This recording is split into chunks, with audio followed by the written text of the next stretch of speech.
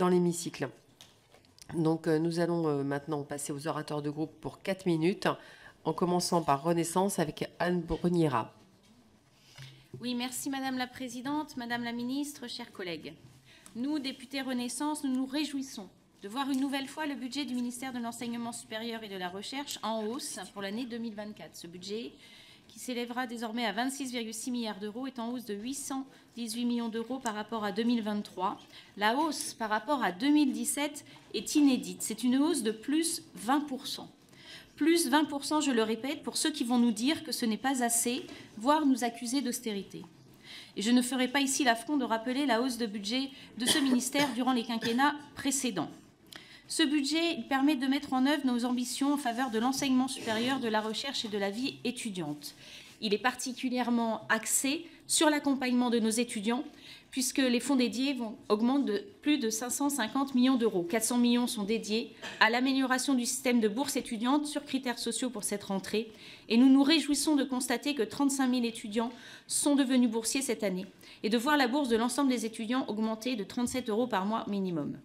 Cette réforme n'est pas encore achevée. Nous irons plus loin et vous pouvez compter, Madame la Ministre, sur l'engagement de la majorité à ce sujet. Notre objectif commun est d'aider plus et mieux nos étudiants.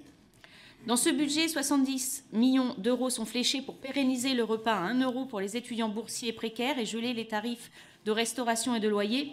C'est là aussi une réelle satisfaction pour nous qui avons créé le repas à 1 € lors du mandat précédent. 5 millions permettront d'ouvrir de nouvelles places en rue, sans oublier, et c'est important, les étudiants qui sont éloignés de ces restaurants et pour lesquels 25 millions d'euros permettront de conventionner des tarifs adaptés dans d'autres restaurants administratifs. Enfin, un budget qui me tient à cœur, une enveloppe de 10 millions d'euros supplémentaires sera dédiée au renforcement de l'accompagnement des étudiants en situation de handicap. L'autre grand volet de ce projet de loi de finances 2024 concerne le soutien de la recherche et des chercheurs. Revalorisation salariale, recrutement additionnel, soutien aux projets de recherche, ces investissements dans les équipes, les équipements et les organismes de recherche bénéficieront en 2024 de 468 millions d'euros de crédits supplémentaires.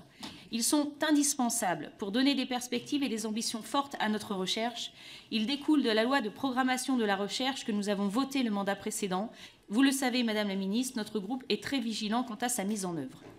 Le troisième axe de ce budget concerne nos universités et leurs projets.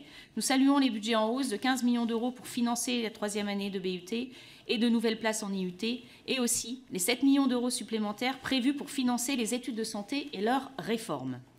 Dernier montant significatif, l'enveloppe de 215 millions d'euros qui permettra de compenser, mais de compenser en partie seulement, les revalorisations salariales de 2023. Même si nous saluons l'augmentation des points d'indice qui était bien nécessaire, je dois dire que je déplore cette compensation partielle que j'aurais souhaité totale.